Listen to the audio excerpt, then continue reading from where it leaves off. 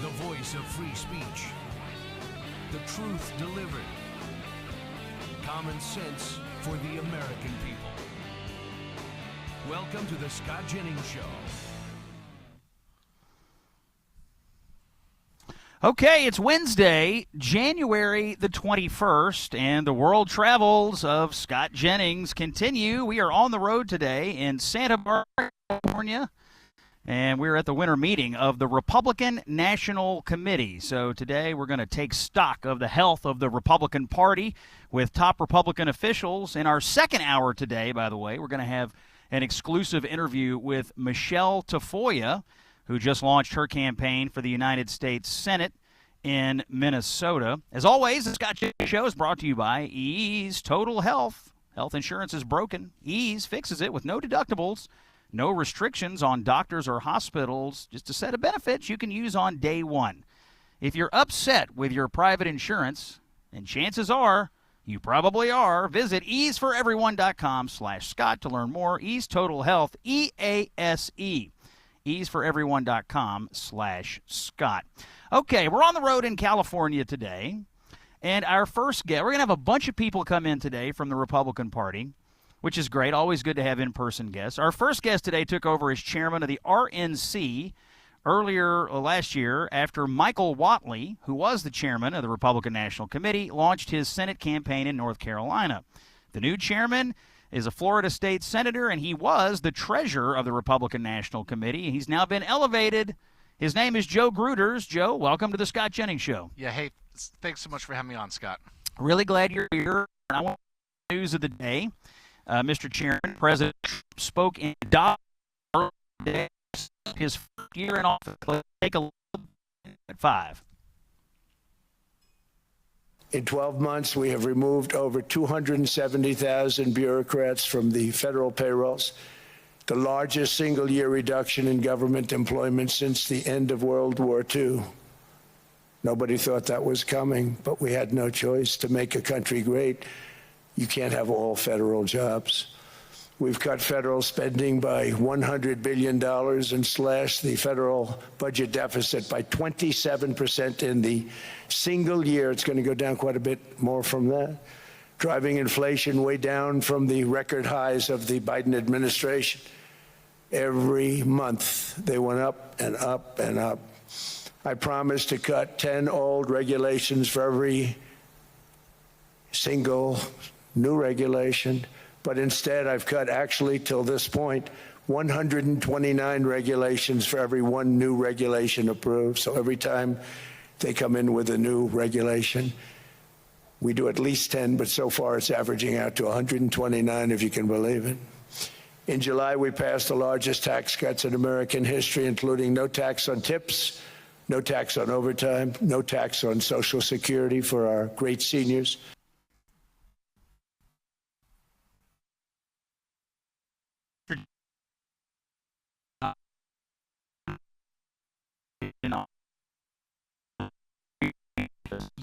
Republicans all over the country are base Republicans who voted for this president happy with the job that he's done. No question about it. And the president, Donald J. Trump, has done more in 1 year than most. He's been an absolute machine. He's doing exactly everything he said he was going to do. If you look at the Republican Party platform that we passed, which was his agenda, he's moving the ball forward on every single issue. He's been a champion, and he's our best messenger. He's our best campaigner. And with him leading the party, we're in great shape, and we could have a real opportunity to defy his. All right, let's learn a little bit about you. You're the new chairman of the Republican National Committee, and you took over for Michael Whatley, who's now running for the Senate. What's your background? Give us a little idea of how you got involved in politics and how you wound up as chairman of the RNC. Well, listen, I love Michael Whatley, and he set a bar that's so high, but I come from an apolitical family background, and I was a freshman in high school, and my history teacher said, I'll give you 10 bonus points if you go hear Dan Quayle speak. That was in 1992. When I was a freshman in high school, I raised my hand for the points. All of a sudden, I show up at this rally, and I see it's like a football game. And I said, this is pretty exciting. And so I started getting involved in campaigns as a teenage Republican and started walking for candidates. stayed and running a couple of times when I was in college, unsuccessfully, but it led me to helping a guy named Vern Buchanan, who's my local hometown, and I was about to go to law school, and he said, "What do you want to do?" And I said, "I'm going to UF law." I got it in at top 20 school. He said, "It's a complete waste of time. Come talk to me about business." And then he told me he wanted to run for Congress. I helped him get it in 2006, and he I go take over as chairman. I said, "Everybody hates the party chairman." He said, "Well, I'm paying your paycheck, so I need you to go do this." And then I've spent almost my entire adult life building the vote registry and now protecting the vote. And I say like I said, almost my entire adult life in the minor leagues of the party system. And then I finally got the call when Michael Whatley got the call from the president to promote him to run for U.S. Senate. I got the call from the president asking me if I'd be willing to help him maintain the majority in the midterms. There's so much at stake. And I think what happened in Butler, Pennsylvania, just a year and a half ago, I think God saved the president to give him a second chance. And I think he's saving the world now. And I think to play a small part of that and to try to help maintain these full 4 years, working around the clock every single day. We have an absolutely amazing team, the Republican National Committee, and we're going to not stop until we win these midterms. So a couple of things that come up in a lot of my conversations with Republicans right now. A, what's the party doing to try to attract these voters who love Donald Trump but aren't regular voters in other elections? And you mentioned it a moment ago, secure and protect the vote, because obviously, this is one of the top things on the minds of Republican voters out there. Are we having secure elections? On those two questions, what say, Mr. Chairman? Well, listen, besides being the party chairman for 22 years, my claim to fame back in 2015, I was the original co-chairman of the Florida the Trump campaign with Susie Wiles, who is my co-chairman. So we have a working relationship. Everything that we do at the RNC, we're the president's political arm. We work them around, every single day. Every decision that we're doing is in coordination with them. And listen, we're doing exactly that. We're supporting the president, everything he needs, not only him but his administration. We're supporting Republican candidates once they're chosen by the voters, and then we're protecting the vote. We have over 134 lawsuits across 30 states. We have a huge one right now in front of the Supreme Court where we're basically, back before 2020, I would say we were more reactive with some of our litigation. Now we're dropping the hammer and going after every single place where we could possibly find a win, where we could, make sure vote access workers and poll watchers, to make sure we're cleaning up the voting rolls, to make sure in the Supreme Court case right now, it comes down to we should stop absentee ballots from being counted if they arrive after Election Day. It seems like it's common sense, but 17 states have this. This is in front of the Supreme Court right now. This is going to be a huge victory for election integrity.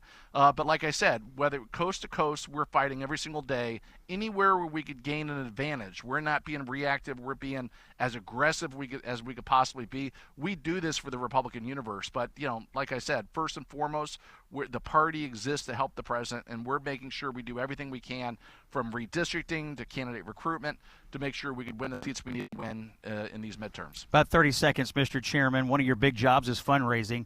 Give us an idea. What is the financial health of the Republican National Committee right now? Listen, we're in great shape, and I say we're successful because we have the vice president. I think the first time in history, he's our finance chairman. The president's playing an active role. We have, I think we're going to report just under $100 million later this week, and I think the DNC has 2 or 3. Wait, $100 million for the Republicans and $2 or $3 million for the Democrats? That's my guess, but they have a $15 million line of credit, so they may say they have 15 or 16 or 17.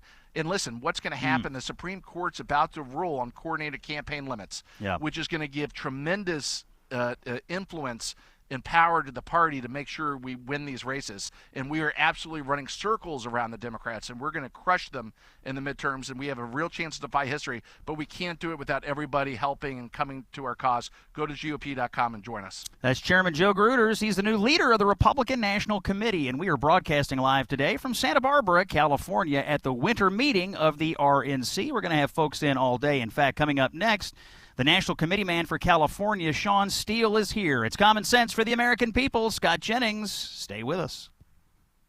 Okay, it's Wednesday, January 21st. Scott Jennings Show here on Salem We're broadcasting live today from Santa Barbara, California. It's on location at the winter meeting of the Republican National Committee. Our next guest is the National Committee man for the state that is hosting us today from California, Sean Steele. Welcome into the show. It's great to be here, and the sunshine just came out, so that's a good sign. It just came out here in Santa Barbara, ocean, and it's beautiful weather out here. We had a great breakfast this morning, by the way, Sean. Signed a lot of books, and you and I had a great conversation. And we talked a little bit about what's going on in California. Got a few questions about Gavin Newsom, and he is out in Davos. I saw him this morning. He's attacking, of course, President Trump and the Republicans. But interestingly, the Treasury Secretary, Scott Bessent, absolutely hammered Newsom and fired back. Let's listen to Cut 10, Scott Bessent answering Gavin Newsom. I think it's very, very ironic that Governor Newsom, who strikes me as Patrick Bateman meets Sparkle Beach Ken, may be the only Californian who knows less about economics than Kamala Harris. He's here this week with his billionaire sugar daddy, Alex Soros, and the Davos is a perfect place for a man who, when everyone else was on lockdown, when he was having people arrested for going to church, he was having $1,000 a night meals at the French Laundry, and I'm sure the California people won't forget that.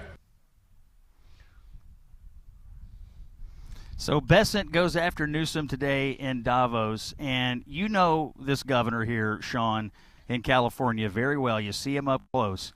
Is he going to be the Democratic nominee? Could he be our president? What's your opinion? He's sleazy enough to make it. Bill Clinton set the standard. You can do anything bad. You can embarrass your wife. You can embarrass your family and still be an effective Democrat candidate. So he's kind of scary. He's an amoeba, but he's really the new Bill Clinton of the era.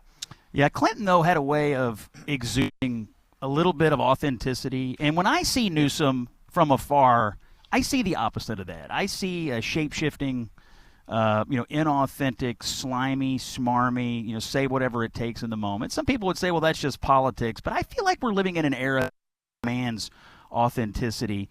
Again, you see him up close. What's your view? Is that kind of politics that's sleazy, say anything, change anything in the moment, is that going to sell in 2028? It'll sell to the 40% on the left. That does worry me. They'll take anything that's sugar-coated, but at the end of the day, I think an effective candidate against him is going to point out this is a sad rich kid. He's never had a day of work that he had to do in his life. Everything was handed to him. He goes in and he says San Francisco's great, and he utterly destroys that city where it really is uninhabitable in major parts of town. Then he does the same thing to California with the worst schools, and yet to get the most money, the economy is failing. A high school kid with a high school degree can't get a good job unless he's flipping burgers. So we have huge outflow, and it's not just rich people at all. There's not many of those in California. It's a working middle class that go to Texas, go to Florida, go to Kentucky. They get more money for the jobs, and they can buy a home. You can't buy a home if you're a young person in California. That's gone. That's done. It's too expensive because they don't build you. You can't build anything anywhere. So with that attitude, you go to Texas, you get a home for a third as much. You get a better school. You get safer neighborhoods, lower taxes, then you get a good job.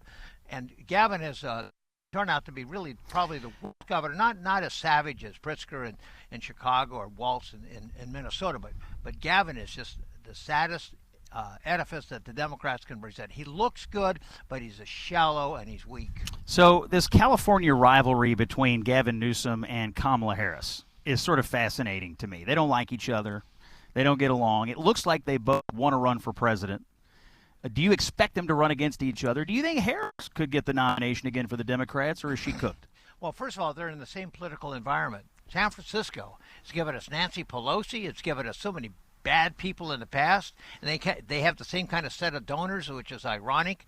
And I think Harris is pretty well cooked. I don't think even Democrats take her too seriously. The more you learn about her, I mean, this has been a long time now, but even now, the more you learn about her, you're interested.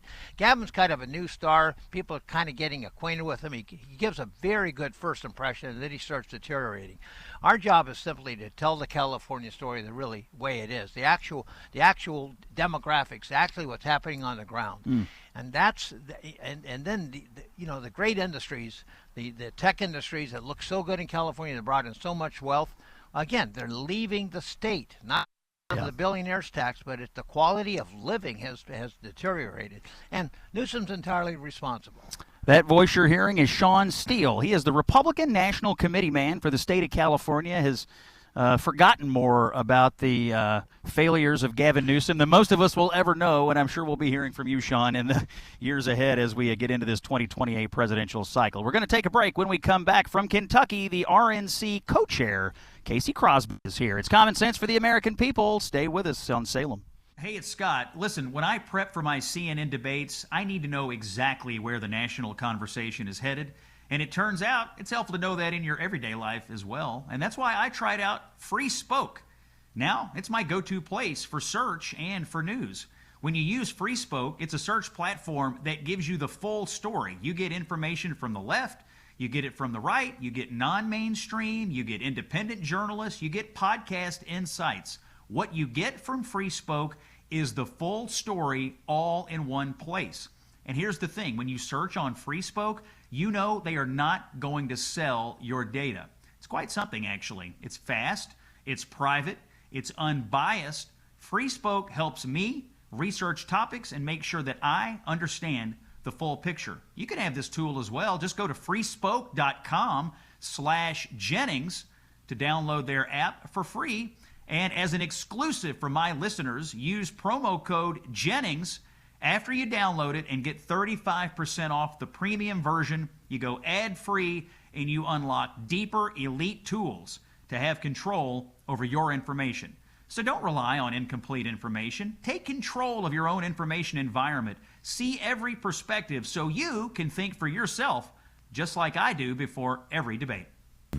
Okay, it's Wednesday, January the 21st. Scott Jennings, Common Sense for the American people, broadcasting live from Santa Barbara, California. We're at the winter meeting of the Republican National Committee. And coming up in just a moment, my good friend, my longtime friend from the Commonwealth of Kentucky, she is the co-chair of the RNC. Casey Crosby is sitting right next to me. We're going to talk to her in just 1 second about what does the co-chair of the RNC do. We'll see what is on Casey's mind. I just want to quickly, though, give you a message from our friends and our partners at Child Help.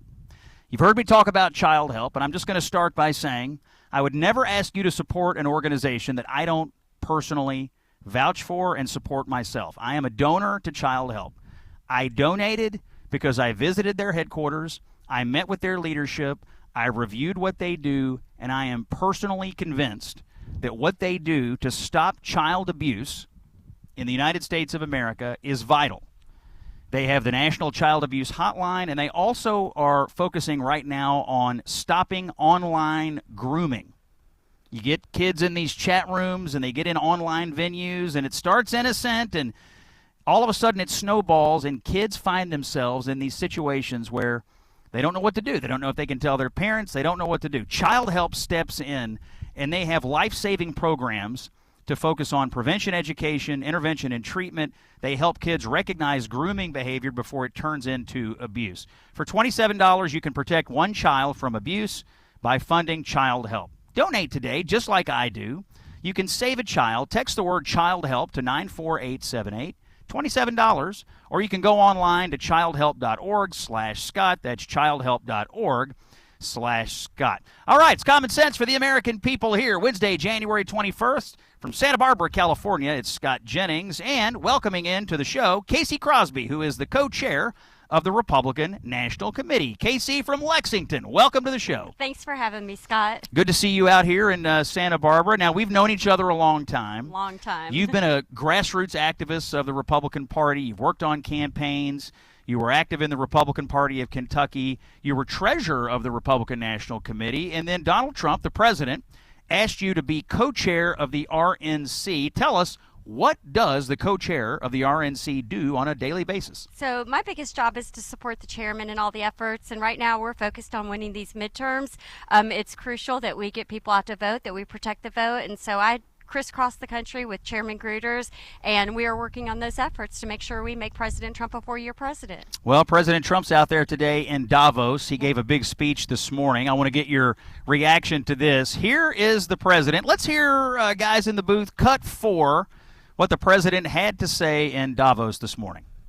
In fact, their electricity prices have soared 139%. There are windmills all over Europe. There are windmills all over the place, and they are losers. One thing I've noticed is that the more windmills a country has, the more money that country loses and the worse that country is doing. China makes almost all of the windmills, and yet I haven't been able to find any wind farms in China. Did you ever think of that? It's a good way of looking at it. They're smart. China's very smart. They make them, they sell them for a fortune. They sell them to the stupid people that buy them, but they don't use them themselves.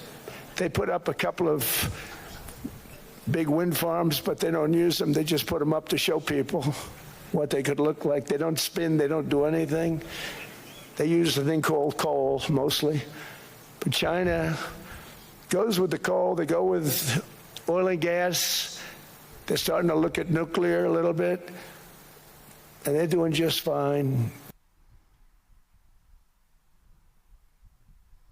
So this was President Trump, KC, talking about energy and what he views as the European failure on energy. He also attacked the Green New scam, as he calls it. I played this for you because you and I come from a coal state. We come from Kentucky. The president has really refocused our national energy matrix on coal, natural gas. We're going away from wind, going away from solar. Being a Kentuckian, someone who's very familiar with the coal industry, you talk to a lot of people in this area. So what's the view out there in coal country on the president's position on energy? Well, we are so thankful to have President Trump, and I love listening to that little clip you played because nobody can deliver a message quite like President Trump. And certainly we see with his policy, deregulation and supporting Kentucky coal, like you mentioned. I mean, we're just truly blessed to have President Trump who supports our coal industry and who's, deregulating everything across the board. And we see when you deregulate and let people just do business, good things happen for the economy. And so, it's amazing what he's been able to do in a short period of time. I brought up energy because it was a key part of the RNC platform. Yeah. And, of course, he shaped the platform. And when you look at the platform and the issues that were released by the campaign, as an official of the Republican National Committee, is the president fulfilling all the promises that he made through the Republican platform? 100%. He's fulfilling all of his campaign promises. We talk all the time, promises made, promises kept. And, one thing you can say about President Trump is you never have to worry about where he stands on things or what he's going to do. He tells you up front and then he implements it. And so there's never any question about what President Trump is going to do and what he's going to do for the American people. He always puts America first, and we've seen that time and time again through his policies. You and I have talked about how active the president has been on the foreign stage. I actually think a lot of people were frankly surprised that he engaged so much in all these conflicts and situations around the world. When you look at the president on the world stage, what stands out to you as his biggest foreign policy success? Well, I think it's not one thing, it's 8 things. He's ended 8 wars, and I know he'd like to get another one shut down here pretty soon. It's been a little bit more difficult than I think even he has said what he thought it would be, and it's going to take time, but certainly I think that is a huge accomplishment. All right, that voice you're hearing is Casey Crosby. She's the co-chair of the Republican National Committee, and she and I are both Kentuckians. We've known each other a long time. It's a great treat to have you here, KC. I was talking to Chairman Gruters earlier in the hour. He said you all are going to have like $100 million in the bank of the RNC, and the Democratic Party is only going to have $2 to $3 million. They do have a line of credit or debt that they're working out of. How did you do this? How did the RNC become such a financial juggernaut, and how did the Democrats become so cash poor? I mean, obviously they're working hard to try to win the midterms too, but it seems like you and Chairman Gruters have put the RNC in a lot better footing when it comes to campaign operations for 2026. Well, listen, President Trump has a lot to do with that. Obviously, we talked about he made a lot of campaign promises, and he has kept his word, and the American people are seeing him deliver for them. And so it makes our pretty easy when we have a president who keeps his word and is going out and working hard for the American people. We have Vice President Vance, who is our finance chair and is very active, helping us. And then Chairman Gruters and I split our time. We spend a lot of time raising money because, it's kind of a necessary evil. You've got to have money to win elections. And, And people are just not buying into this woke left message right now. And we see that as we travel all across America, that people are just kind of sick of things. And so it's been really helpful to us in our fundraising efforts. Tell us how this money is spent. That's a lot of money for an organization to have. And I think when we talk about campaign financing and campaign spending, so you have what the party can do, you have what candidates can do, you have outside groups. Specific to the Republican National Committee, $100 million and more to come. Give us an idea of the kinds of activities that you'll spend money on in service to Republican candidates across the country. Well, as the former treasurer of the Republican National Committee, I can tell you we watch every dime that goes out, and our efforts and what we spend our money on are simply winning elections, and that is getting out the vote and election integrity. And again, it's unfortunate, but we have to get involved in a lot of lawsuits to protect the vote, and when you have to engage in litigation like that. So we spend a lot of money on protecting the vote and also getting out the vote. And pretty much if it's not going to help us win elections, we're not spending money on it. You travel all over the country. You talk to Republicans everywhere. What are the one or two things that you hear most often from Republicans right now? What's really, what are they most excited about? What are they most worried about? What's kind of the vibe just among the grassroots people who are most engaged with party operations out there? Well, when I travel the country, people are very pleased with President Trump and the policies that he's implementing. I think they would like to see some of it codified a little quicker, with votes with Congress. But I get a lot of feedback on that. But most of the time, people are very happy with President Trump and what he's doing. We get a lot of just sort of people wanting to know more about the party and how they can help. But people are really engaged and frankly pretty happy right now with us. When you look at what's going on in individual states, obviously some states have big races, some some have Senate, some have governor, some are more congressional focused. It just depends on the cycle. What is the health of the Republican Party right now in terms of voter registration, bringing new people in, vis-a-vis the Democrats? Are we, as Republicans, seeing growth? Are Democrats seeing shrinkage when it comes to, registration? What's your viewpoint? Yeah, I think we're seeing huge growth across the country with the Republican Party. I mean, again, when you have the presidency and you have a president who's delivering, it's going to naturally cause us to increase numbers, and people who have never been engaged and involved before are coming to the Republican Party because, again, President Trump is fighting for the American people. All of his policies is how do we make America better? How do we put America first? And, and that's one thing I know that we've discussed at length about. People are just kind of sick. They work hard. They work hard for their money, and they've been kind of sick of the past 4 years, what they endured under President Biden, and they just want to have a good life for their family. They want to feel safe in their communities. They want to have good jobs, and they want opportunities for their kids, and it's pretty simple. And so they see President Trump delivering on those messages, and they see it as a safe place for them to come and welcome them into the tent of the Republican Party. Now, we're from Kentucky, and when we started out in politics all those years ago, it was a real Democrat state. Yeah. Democrats had voter registration. They controlled Frankfort, the state capital. It's really changed, and Republicans are now dominant. We're sitting here in California, a blue state. There's blue states out there, but they have some Republicans in them. We got about a minute to go, Casey. What is your message to Republican grassroots and Republican organizers in blue states like California or, say, Minnesota or other places? What is it that you want to tell them from the Republican National Committee? We know you're living behind enemy lines, but what is the message from the RNC about keeping the faith and trying to grow the party even in blue areas? Well, you got to fight, as President Trump says. And don't give up. You and I both, we were in a blue state. We were. We were part of that battle together. We just never gave up. We just got in the trenches, and we tried to knock out, win elections one by one. And eventually we caught fire, and some things went our way, and now we have supermajorities in our state. So It can be done. And the biggest thing, too, I would say, is you got to work together, and you got to be unified, and just understand that at the end of the day, any Republican elected is better than the Democrat. So get to work. That's Casey Crosby. She had the right message. Politics is a team sport. It's hard to have a cohesive team when you're fighting amongst yourselves. That's Casey Crosby. She is the co-chair of the Republican National Committee, and she is from my home state of Kentucky. Casey, thanks for coming by. Thanks.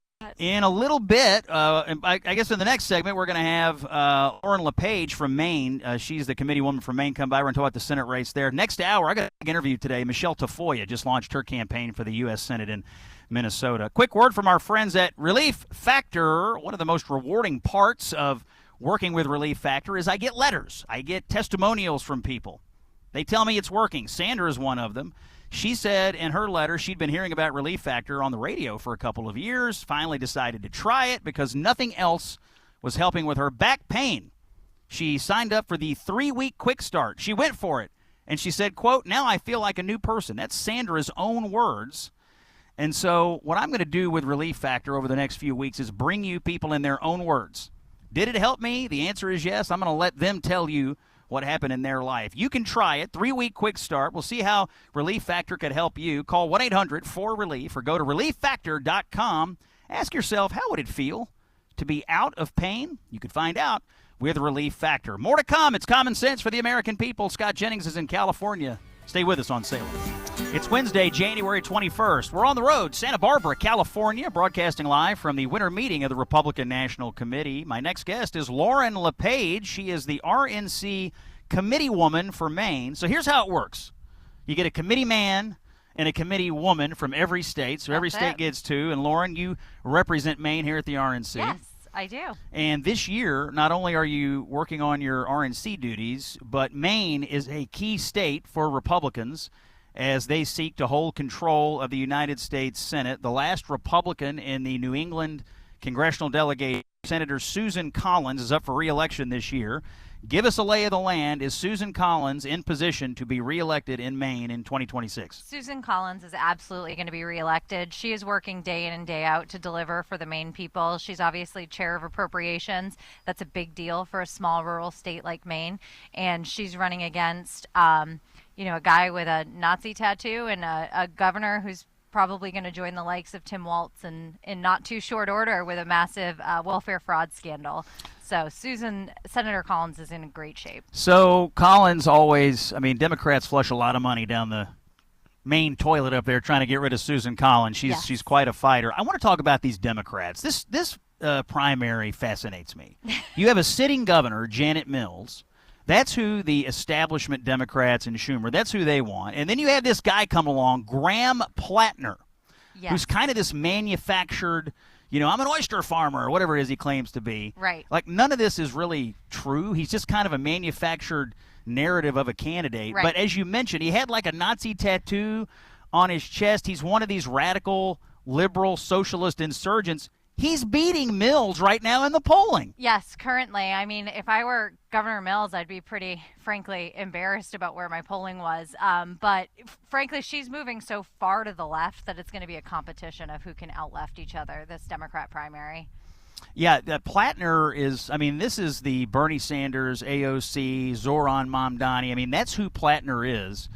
And I think this is true around the country, but it just, outside looking in, it feels like the energy and the momentum among the Democratic base in Maine is with this Plattner character. For now, anyway. His fundraising numbers are quite good. But that being said, Maine is not like that.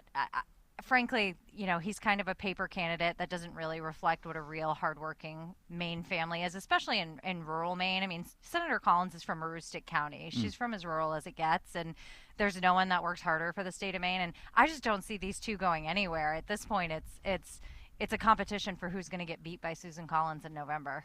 Yeah, I'm watching the primary because this idea of which way the Democrats are going to go nationally. Are they going to go down the Mamdani, Sanders, AOC, radical socialist route?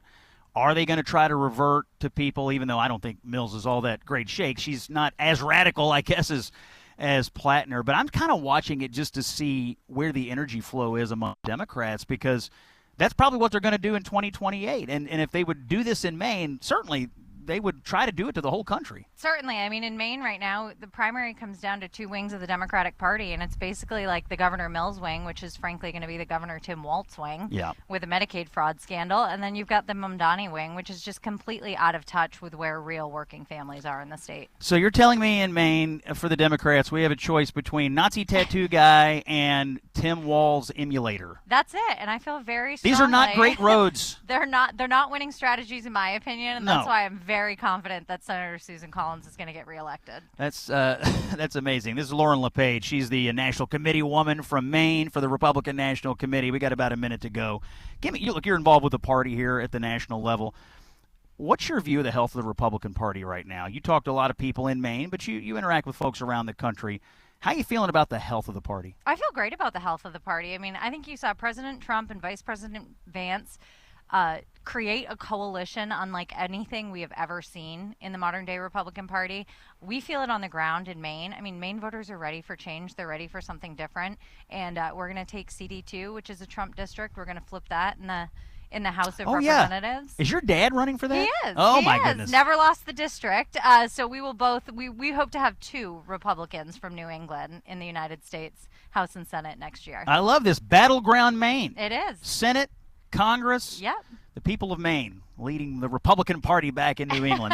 That voice you're hearing, Lauren LePage. She is the National Committee woman from the great state of Maine. We're out here broadcasting from Santa Barbara, California. We're at the winter meeting of the Republican National Committee. We're winding up hour number 1 of the Scott Jennings Show. Coming up in hour number 2, more great guests here at the RNC. Plus, I have an exclusive interview coming up with Michele Tafoya, now sports reporter and now Republican candidate for Senate in Minnesota. Stay with us here on Salem. Okay, it's Wednesday, January 21st. We're on the road. The world travels of Scott Jennings continues. Santa Barbara, California. We are broadcasting live from the winter meeting of the Republican National Committee today. We've been exploring the health of the Republican Party with several officials from the RNC. We're going to keep doing that this hour as well. Also, at 33 minutes past the hour today, exclusive live interview with famous sports reporter and new Republican candidate for the United States Senate in Minnesota,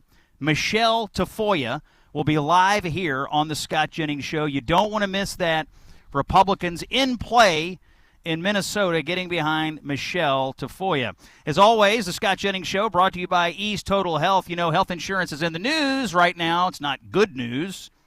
You're getting a lot of frustrations with private insurance out there, both at a macro level and at a personal level. You try to use your insurance often, doesn't even feel like you have insurance. But I have good news for you because there may be an option that gets you out of your frustration. It's called Ease Total Health, EASE. It is not traditional insurance. It is much better. It is a set of benefits that you can use with your family on day one. There are no deductibles, and there are no restrictions on what doctors or hospitals you can choose. They have a range of options to fit every budget. I cannot list them all, but you can get them by doing this. Call them up, 888-EASE-123, or go to easeforeveryone.com/Scott. Check it out for yourself. I know these guys. I personally met with these guys. I believe in what they're doing. Do not wait for government or the big insurance companies to come to your rescue. They probably won't. Go to easeforeveryone.com/Scott or call 888-EASE-123. Common sense for the American people at Scott Jennings on Salem. First guest of the second hour today, coming to us from the great state of Georgia. The chairman of the Georgia Republican Party is here, Josh McCoon, sitting next to me. Josh, welcome to the show. Thank you so much for having me. Okay, you got a big race going on in Georgia. I want to talk about the race to beat Jon Ossoff in a moment. But first, let's hear from our president. He's in Davos today, gave a big speech. Let's cue up cut number 6 and listen to the president talking to the Europeans over in Davos. In recent decades, it became conventional wisdom in Washington and European capitals that the only way to grow a modern Western economy was through ever-increasing government spending, unchecked mass migration, and endless foreign imports. The consensus was that so-called dirty jobs and heavy industry should be sent elsewhere, that affordable energy should be replaced by the Green New Scam, and that countries could be propped up by importing new and entirely different populations from faraway lands.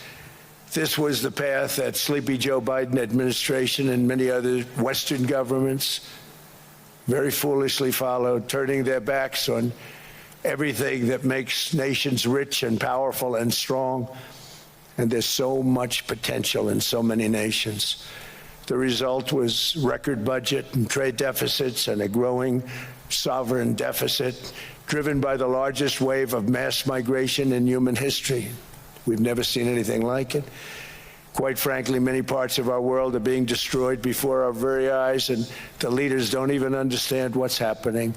And the ones that do understand aren't doing anything about it. Virtually all of the so-called experts predicted my plans to end this failed model would trigger a global recession and runaway inflation. but we have proven them wrong. Josh McCoon, chairman of the Georgia Republican Party. You hear the president. Is that going to resonate in Georgia? Absolutely. I mean, it's what he has been saying for years now. Americans want real, good-paying jobs. We want to reverse the hollowing out of our middle class, and that's exactly what President Trump's talking about. He's on the message he's been on, and it resonates strongly with Georgia voters. Well, this is going to be a big deal in November because you got one of the biggest Senate races in the country going on in Georgia. Jon Ossoff, the Democrat, is running for a second term. President Trump carried Georgia in 2024. You become sort of a battleground purple state in Georgia. What's the strategy? Can Ossoff be beaten in November? He absolutely can be beaten. And what's different about 2026 than 2020 is Jon Ossoff was a blank slate in 2020. He pretended to be a middle-of-the-road guy. We now know Jon Ossoff votes more with California's U.S. senators than anyone else in the Senate. He's basically California's third senator. He's incredibly left-wing.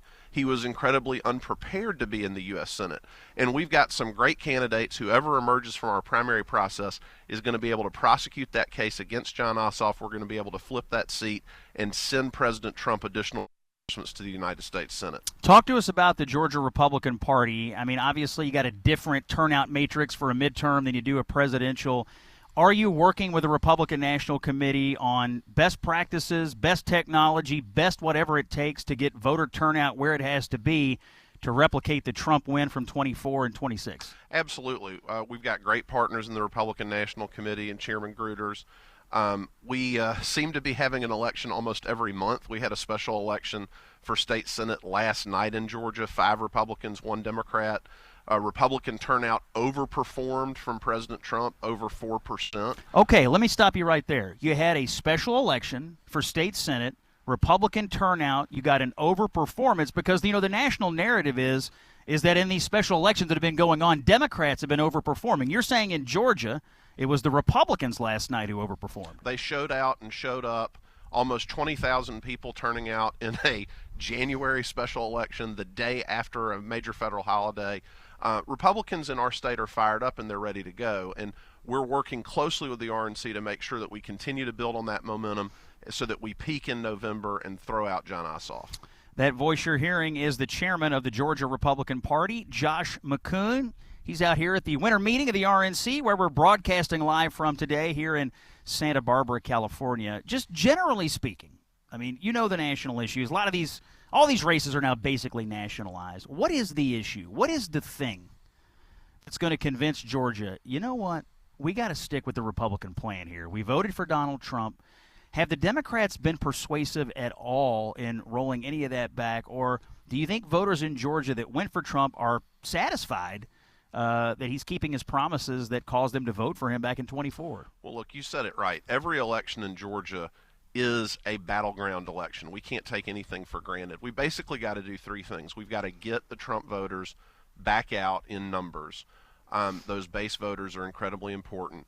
We've got to get voters that broke for Governor Kemp in 2022 while voting for Raphael Warnock, a lot of white suburban women. And we've got to continue to build on our strength in growing our share of the Jewish vote in Georgia. If you look at Senator Ossoff's record on Israel, it's terrible. Terrible. And we are prosecuting that case. We're working very closely with our partners at the Republican Jewish Coalition. So those are the 3 key things that I'm focused on as we build from now to November. How is the economy doing in Georgia? With Trump coming back into office, I mean, generally, what are you seeing out there? Do you feel green shoots of optimism in the Georgia economy? Are they benefiting from the Trump we heard him talking about it in Davos this morning. I mean, he's really reorienting the American economy. Is that resonating in Georgia? It absolutely is, Scott. We're seeing new job announcements almost every day. Hyundai located an automotive manufacturing facility in the southeastern part of our state. They've doubled down on that investment there. They're talking about thousands of additional new jobs. And these are good, high-paying jobs. It's a great entry point for somebody with a high school diploma, a little college, to be able to go in, start making $55,000, $60,000 a year. So yes, people are seeing all over our state these great opportunities. Our biggest problem in Georgia is continuing to grow our skilled workforce to fill all the vacant available jobs. There's tremendous opportunity in Georgia. So if there's anybody listening that's looking for a job, they should come to Georgia. We've got great opportunity, and people in our state are feeling that. That voice you're hearing, Josh McCoon, he is the chairman of the Georgia Republican Party. Josh, I suspect we'll be seeing a lot of you this year because of the big Senate race going on in Georgia, so we wish you luck in your efforts. We're broadcasting live from Santa Barbara, California. We're at the winter meeting of the Republican National Committee. I want to deliver a message to you about cell phone service because I've met the answer. The answer is Patriot Mobile. I met these guys the other day. First of all, I love the name of the company, Patriot Mobile. They deliver prioritized premium service on all 3 major U.S. networks. You will get the same or even better coverage than you're getting right now. They have 100% U.S.-based customer support. And here is the best part. When you write your check, when you pay your bill to Patriot Mobile, you are signing up with a company that puts your values at the forefront of what they do. You make choices when you pick vendors in your life. This is an activist organization. They defend your freedoms. They are Christian conservatives. They are called Patriot Mobile. They invest in causes that you would believe in. A lot of companies won't do that. They'll take your money and put it in stuff you don't agree with. That's not Patriot Mobile. They are unabashed in their values. Take a .com/Scott or call them up, 972-PATRIOT. Use promo code Scott, and they'll give you a free month. PatriotMobile.com/Scott or call them 972-PATRIOT. Make the switch today. I'm doing it, and I think you should too. When we come back, more from the RNC Winter Meeting at Scott Jennings on the road in California. Stay with us. Okay, it's Wednesday, January 21st. We're broadcasting live from Santa Barbara, California. We're at the winter meeting of the Republican National Committee, and we're talking to a number of Republican officials from around the country today, checking in on different political situations in a lot of different states. That tour of our country now takes us to New York. Joining us in the chair next to me is Joe Cairo. He is the New York National Committee man, and he is also the county chairman of Nassau County in New York. Joe, welcome to the show. Thank you for having me. Okay, we're here in California, but everywhere I go, no matter where I go, everybody wants to talk about Mamdani and what's going on in New York City.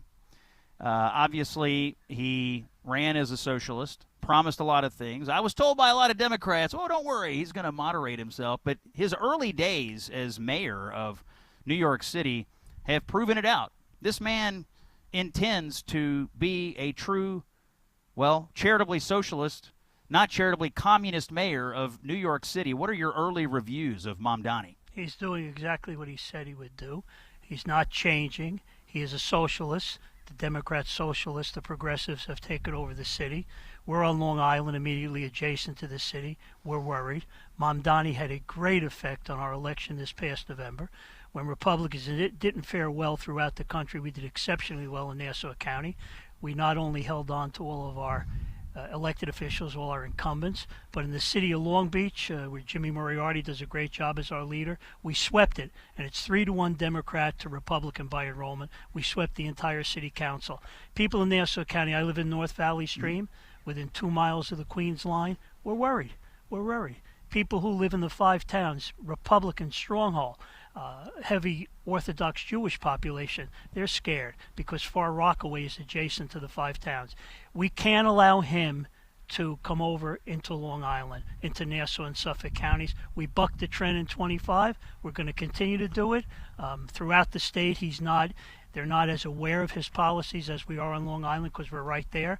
But affordability, he's not going to do anything to help the average taxpayer. As a matter of fact, his tenant advocate, who he just appointed, said that owning a home is an indication of white supremacy. Oh, yeah. People shouldn't own houses. I mean, the world's upside down. New York City's crazy. It's upside down, and we cannot this year allow it to spread throughout Long Island or the rest of New York. Well, it's interesting to hear the report from Nassau County. You say there's a backlash to Mamdani there. As you talk to Republicans from around the country, is it your advice to them that they inject Mamdani-ism into their races everywhere? Because it seems to me Mamdani's not isolated. You're seeing this energy in the Democratic Party all over the country. Is this something Republicans should use in November to say, hey, if you want Mamdani in Maine, if you want Mamdani in Florida, if you want Mamdani in Missouri, don't turn out. I mean, is it a turnout booster for the Republican Party? You're absolutely right. He's not just located in New York City and there's boundaries there. He wants to be widespread.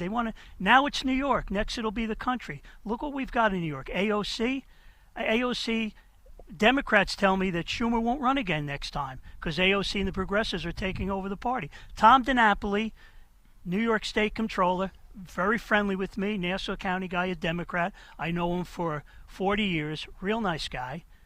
Does a good job. You know what? You know where Tom DiNapoli's at? He's facing 3 primary opponents, one of whom has a lot of money and is progressive. He probably won't survive it. So New York is we're the center of it now. It's going to spread. And you're absolutely right. Throughout the country, this isn't something they want to keep localized in New York or in the state of New York. They want to spread it throughout the country. They want to take over the country. And thank God Donald Trump is the president. Because if he weren't, we'd be in real deep trouble. Let's dip into the governor's race in New York. A lot of people wonder if Governor Kathy Hochul is actually vulnerable. Elise Stefanik has taken a step away from politics. This leaves Bruce Blakeman as the Republican running against Hochul. What do you foresee for the governor's race in New York in 26? I think Bruce Blakeman can win. Hochul is unpopular. John McLaughlin, our pollster, did a poll last October. She was at 65% unfavorable, very unfavorable. That's in Nassau County. I think she just came out with her budget. All her budget does is give more money to the illegal migrants who have come into the country. It does nothing for the taxpayers, nothing with real property taxes, nothing with income tax to help the middle-class people. I'll tell you about Bruce Blakeman. In Nassau County, we have more than 100,000 Democrats than Republicans. Democrats outnumber us in enrollment by more than 100, maybe 110,000. Bruce Blakeman won. He won by 36,000 votes. He won by 11, almost 12% of the vote. You know why he did it? Because Democrats, average, normal Democrats say, Joe, we don't have a party anymore. We didn't leave our party left us. And independents, overwhelmingly, 60% of independent men and 57% of independent women voted for Bruce Blakeman. That voice is Joe Cairo, New York National Committee man and the Nassau County, New York GOP chairman. When we come back, exclusive interview. It is Wednesday, January 21st. The world travels of Scott Jennings continue, and we are in Santa Barbara, California today, broadcasting live from the winter meeting of the Republican National Committee. We've been taking a tour of the various states and talking to folks who are in battleground states or places where politics is quite interesting this year. We're grateful for the RNC for hosting us and helping us arrange some of these interesting conversations. I want to talk a little bit about Minnesota. So Minnesota has become an interesting state for a number of reasons. One is they have this massive fraud scandal that has exploded on the watch of Governor Tim Walz and forced him to abandon his own reelection campaign. The other, of course, is the immigration situation going on in Minnesota. We have ICE on the ground being treated like foreign invaders by Walz and honorary Somali pirate Jacob Fry, the mayor of Minneapolis, telling people, we got to go fight ICE in the streets. And, well, guess what? That's what people are doing.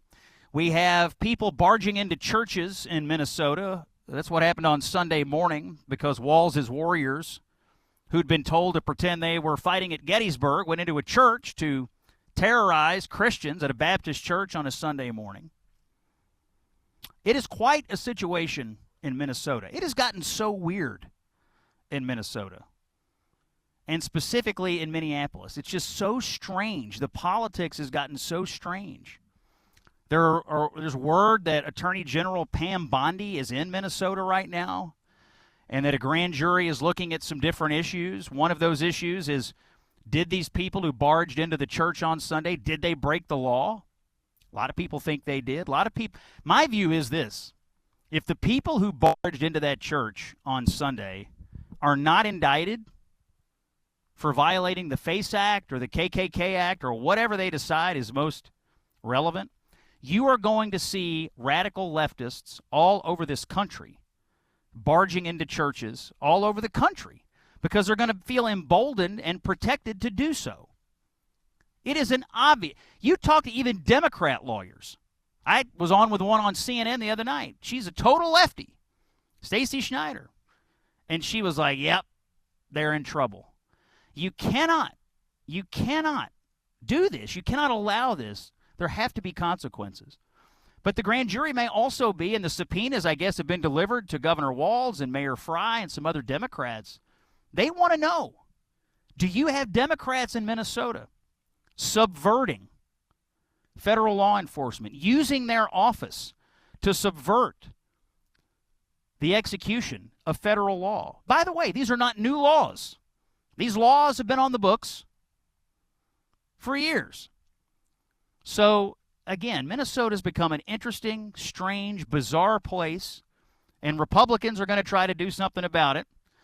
There is a Senate race emerging there because Tina Smith is retiring. It's an open race, and the Republican Party may have found an answer to turning Minnesota red. Let's play cut one. This video this morning from Michele Tafoya, a new entrant into the race.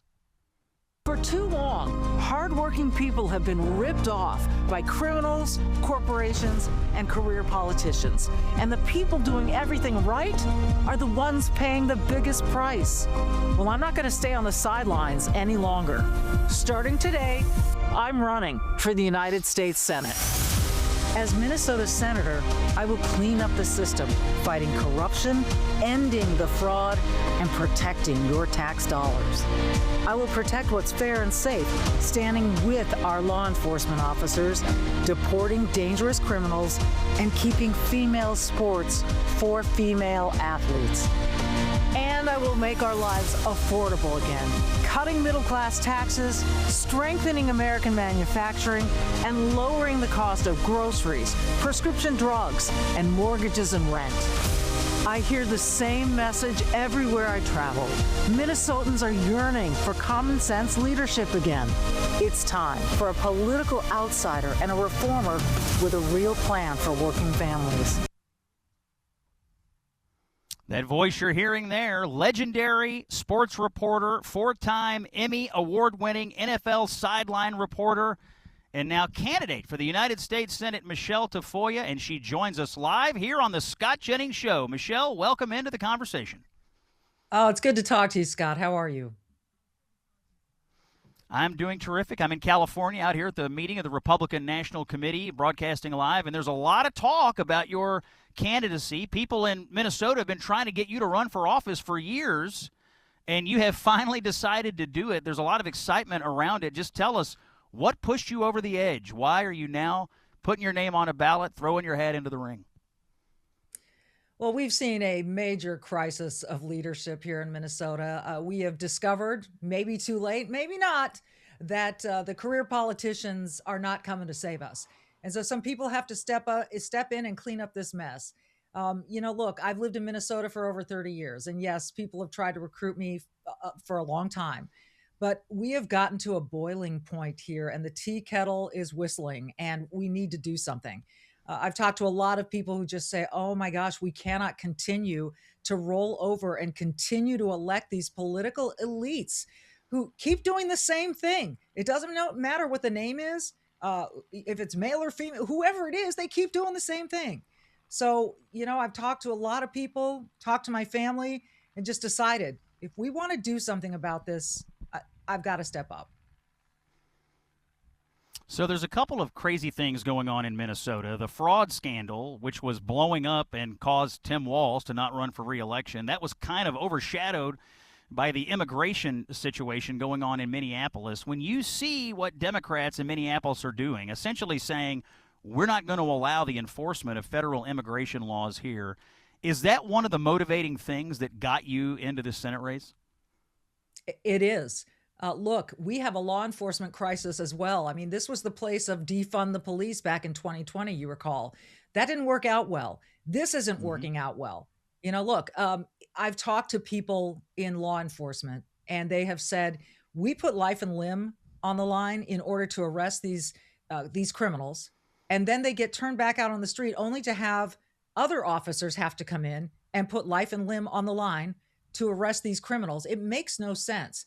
There's no cooperation because Tim Walz and Jacob Fry and the Mayor Herr in St. Paul, they do not want their police officers to cooperate. This is a recipe for disaster that's been fanned and inflamed by the rhetoric of Jacob Fry and Tim Walz. You know, the rhetoric of resistance, the rhetoric of get the F out, all of it. They have just fanned the flames. They've called it racist and fascist to enforce the law. So of course we've got what you're seeing here. And it's a disaster, and that is a big part of why I'm running. Republicans have not been successful in quite some time in statewide races in Minnesota, but with this immigration issue and the fraud scandal going on, is this the moment where the Republican Party can find itself with a little momentum in Minnesota? I mean, I'm sure you talk to a lot of voters out there. Do you feel like the electorate in Minnesota is looking at all this and saying, enough is enough? We're going to have to change direction here. We put our trust in the wrong party and the wrong people. Absolutely. I'm hearing that from all kinds of people on both sides of the aisle and our independents here. You know, they like I said, this is a tipping point. They're seeing it all. They're seeing the crisis. They're feeling it. They are angry about the fraud. And by the way, these police officers that I spoke with, Scott, they said, you know, I hope we don't take our eye off the ball when it comes to this fraud, because all of that fraud, the billions and billions of dollars that were bilked from Minnesota taxpayers, affect all of our budgeting for law enforcement and all of the other programs in Minnesota that matter to people. So I think there is probably a good reason why Tim Walz is trying to draw more and more attention to ICE and less attention to the fraud. But yes, people are fed up. I'm hearing it from independents, Democrats. We're certainly going to have to work hard for every single vote. So I'm encouraging people, if I can do the shameless plug, to go to micheletatafoya.com. Chip in where you can. We'll take any size donation. We're going to need all the help we can get in this state. So I'm looking at the Democrats that are running here. One of them is Lieutenant Governor Peggy Flanagan. She has been, I think, one of the most inflammatory people on this immigration issue. There's another one, Congresswoman Angie Craig. Do you see Flanagan and Craig as just more of the extreme radical left that Minnesota has right now? And is that how you would position the fall campaign? Basically, if you want more of the same, go for Flanagan or Craig. Is that how it's sort of shaping up in your mind? Absolutely. I mean, look, Flanagan fraud is what a lot of people are calling it now, because Peggy Flanagan was attached at the hip to Tim Walz throughout his tenure. So she is attached to this fraud as well. And then you've got Angie Craig, who was in Washington and supposed to be keeping her eye on things and just let the ball drop. So neither one of them can escape some sort of responsibility for the fraud. And now they're just trying to out-left each other in their battle for the Democrat nomination. And they can go ahead and do that. I'm going to win my side. I'm going to win the Republican nomination, and then we'll see who's left between the two of them. And I'm just going to kind of sit here and watch it. But yes, they are both really tacking to the left because that's where the base is. Let's listen to a comment, Michelle, from Donald Trump. He said this morning, I believe, in Davos. Let's play Cut 8 and get Michele Tafoya's reaction. Here's the president. The situation in Minnesota reminds us that the West cannot mass import foreign cultures which have failed to ever build a successful society of their own. That was the president today. Do you agree with him? Is Minnesota sort of an example of what happens when you bring in unfettered immigration of people who refuse to assimilate into our culture here? Well, we certainly saw that in the first fraud case, the Feeding Our Future, which was $250 million worth of fraud. The vast majority of the people who have been arrested and charged and tried and jailed are from the Somali community. I don't want to paint Somalis with a broad brush, but that's in the paperwork, Scott. So that is there. And I think we're seeing this worldwide, right? We're seeing it in France. We're seeing it in England. So I think there's a lot of truth to what the president said there. Look, my dad's parents were immigrants, legal immigrants to this country. Immigrants bring so much good to this country. But I don't understand why we can't have legal immigration and expect people to share our values. They can pray the way they want, all of those things, but share our values. American values are unique, and that's what makes this country work. And really, they're common sense values. And so I would love to get back to that common sense that built this country and away from the corruption and the craziness that is really, I think, tearing us apart. And I think Minnesota is Exhibit A. That voice you're hearing, Michele Tafoya, legendary sports reporter and now Republican candidate for the United States Senate in Minnesota. Michele, tell us again, if people want to help you, where do they find you? And please do. We're going to need all the help we can get here in Minnesota. MicheleTafoya.com, MicheleTafoya.com. You can go donate, volunteer. Look, Donald Trump had more Republican votes than any presidential candidate in history in the last election. If all those people turn out in November, here in the midterms, we can turn this state around. That's Michele Tafoya, the latest candidate to jump in Minnesota. Folks are excited. They think maybe Minnesota's going to turn red because of all the problems up there. We'll see what happens. More to come after this. We're going to take a break and finish up the show here in Santa Barbara. It's Scott Jennings, Common Sense for the American People. Stay with us. We're glad you're with us here. And Scott Jennings is on the road in Santa Barbara, California. We're going to have a wrap-up conversation with my friend, the chairman of the party in West Virginia, Republican Josh Holstein is here. First, a quick word from our friends at Relief Factor. A little news from Relief Factor. Here's what I'm going to do. I think the best thing to do to talk to you about Relief Factor is just to introduce you to some of the customers because they know it works. It is a drug-free supplement. It has helped thousands of people. It has relieved their everyday pain. Let's listen to Brian from Alabama. Here he is in his own words.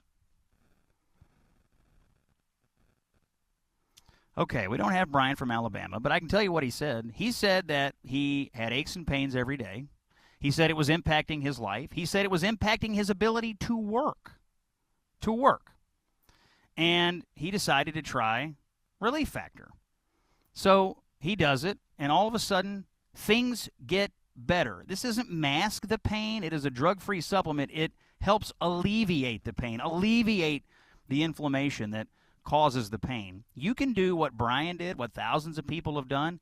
Launch your own 3-week quick start. See what Relief Factor can do for you. Call 1-800-4RELIEF or go to relieffactor.com. Ask yourself, how did it feel to be out of pain? You may answer that question with Relief Factor. It's Common Sense for the American People. Scott Jennings is here on Salem. Here with me now, Josh Holstein, the West Virginia Republican Party chairman. Josh, you are an interesting guy.